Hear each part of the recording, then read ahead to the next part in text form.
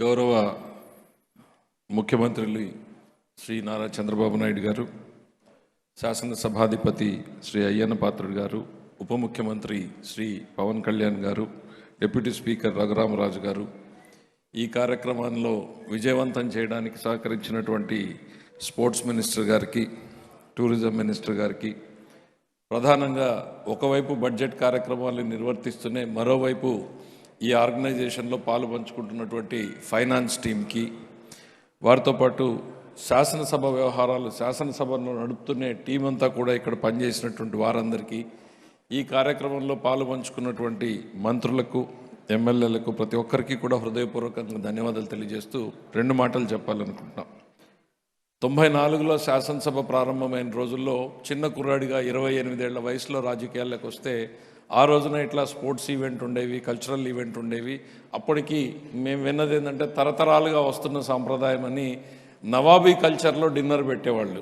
Tables మీద కాకుండా Chowki dinner అని ఈ మోకాలు ఎత్తు పీటలు వేసి ఆ పీటల మీద చిన్న టేబుల్ పెట్టి డిన్నర్ పెట్టేవాళ్ళు. జూబ్లీ హిల్స్ మన గార్డెన్లో లాన్స్లో పెట్టేటువంటి చౌకీ డిన్నర్ ఈవెంట్ అసలు చూడ్డానికే ఒక గ్లామరస్గా ఉండేటువంటిది. చాలా వేడివేడిగా జరిగేది. ప్రతిపక్షము అధికార పక్షము హోరాహోరీగా జరిగి తర్వాత అందరూ కూడా అదే శాసనసభ నుంచి నడుచుకుంటూ లాన్కి వెళ్ళినటువంటి సందర్భాలు, తిరిగి అక్కడే భోంచేసి వెళ్ళిపోయేటువంటి సందర్భాలు. ఇక యాజ్ యూజువల్ చంద్రబాబు నాయుడు గారు ముఖ్యమంత్రిగా ఉన్నప్పుడైతే అది డిన్నర్ పెడితే బ్రేక్ఫాస్ట్ అయ్యేది. అర్ధరాత్రి 12:30, 1:30 దాకా కూడా ఆ బడ్జెట్లో రిప్లై చెప్పేదాకా కూడా ఎక్కడా కూడా నో కాంప్రమైజ్ అన్నటువంటి పర్సనాలిటీ అయింది. ఏ విషయంలోనూ ఎప్పుడు కూడా కాంప్రమైజ్ అయింది చూడాల. ఒకటే ఒక దాంట్లో అవుతుంటాడు, మొహమాటాలతోటి కొంతమందితో కాంప్రమైజ్ అవుతూ ఉంటాడు తప్ప పాలిటిక్స్లో అది కూడా లేదా సార్? మానేయద్దండి సార్, అది ఒకటి ఉంచండి సార్. పాలిటిక్స్లో కానీ పర్ఫార్మెన్స్లో కానీ ఆయన ఎక్కడా కూడా కాంప్రమైజ్ అయింది ఎప్పుడు కూడా నేను చూడలేదు. అది ఇవాళ కూడా మనం చూస్తున్నాం. ప్రతిపక్షం అనేది ఉందా లేదా అనేటువంటిది ఆయనకు అప్రస్తుతం. ప్రజలకు మనం సమాధానం చెప్తున్నామా లేదా అనేటువంటిది ఆయన లక్ష్యం.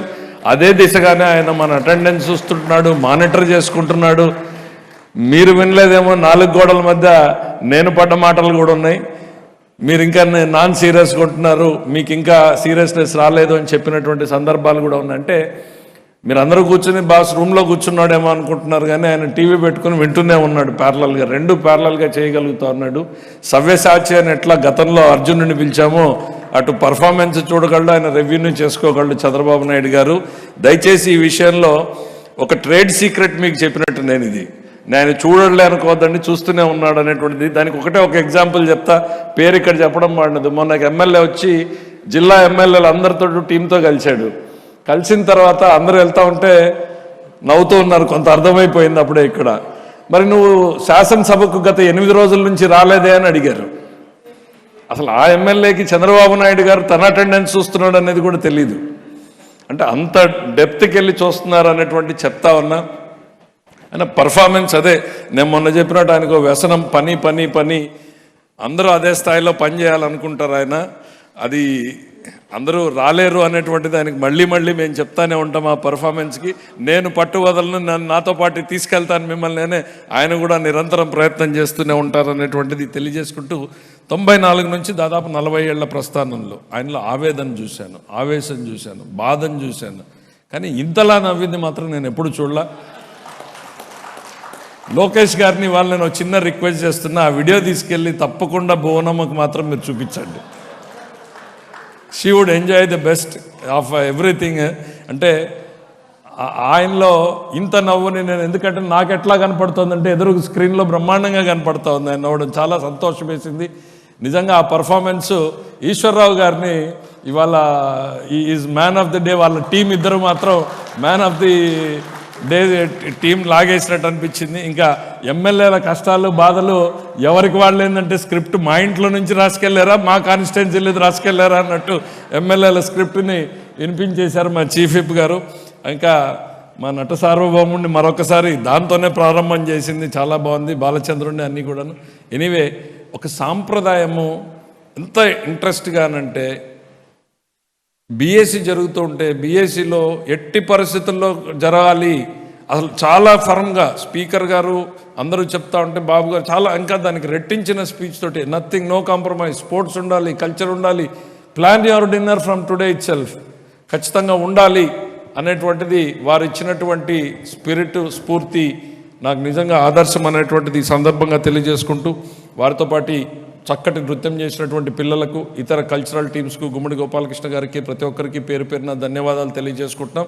ఈ కార్యక్రమాన్ని, ఆ సాంప్రదాయాన్ని, గతంలో ఎప్పుడో వస్తున్నటువంటి సాంప్రదాయాన్ని కొనసాగించే దిశగా ఈ సంవత్సరం వారి అనుమతితోటే శాఖాధిపతుల్ని కూడా పిలవడం జరిగింది.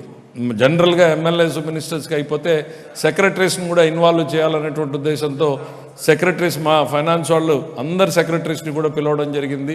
నెక్స్ట్ టైం హెచ్ఓడీస్ని కూడా పిలవాలి, సో దట్ ఇంటరాక్షన్ ఉంటుంది అనేటువంటి ఉద్దేశంతోనే ఈ ఆలోచన చేయడం జరిగిందని తెలియజేస్తూ, ఈ కార్యక్రమంలో అద్భుతమైనటువంటి పర్ఫార్మెన్స్ చూపించినటువంటి శాసనసభ్యులకు, విచ్చేసి ఈ కార్యక్రమాన్ని విజయవంతం చేసినటువంటి శాసనసభ్యులకు, ముఖ్యమంత్రి వర్యులకు, ప్రతి ఒక్కరికి పేరు పేరున ధన్యవాదాలు తెలియజేసుకుంటూ సెలవు తీసుకునే ముందు 2 మాటలు.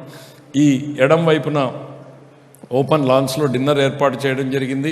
మంత్రులు, శాసనసభ్యులు అందరం కూడా ఓపెన్ ఎయిర్లోనే పెట్టారు. లైవ్ కౌంటర్స్ ఉన్నాయి, చాట్లు, టిఫిన్ల దగ్గర నుంచి మొదలుకుంది. ఎందుకంటే మెనూ చెప్పాలి కాబట్టి దయచేసి తొందరపడి ఒకే ఐటెం సెటిల్ కాకుండా ఒక రౌండ్ అట్లా తిరిగి నచ్చినవి, మెచ్చినవి చూసిన తర్వాత మాత్రమే భోంచేయాలని చెప్పి మిమ్మల్ని అందరినీ కోరుకుంటూ, ఆర్గనైజర్స్ ఎవరైతే ఉన్నారో దయచేసి ఒక half an hour 15-20 minutes gap ఇచ్చి వెళ్ళండి. ఒకేసారి వెళ్తే అది చిన్న ప్లేస్ అవుతుంది. దయచేసి మంత్రులు, ఎమ్మెల్యేలు, సెక్రటరీస్ అందరూ వచ్చారు, అందరూ వెళ్ళండి. ఆర్గనైజర్స్ దయచేసి దగ్గరుండి చూసుకోవాల్సిందిగా కోరుతూ,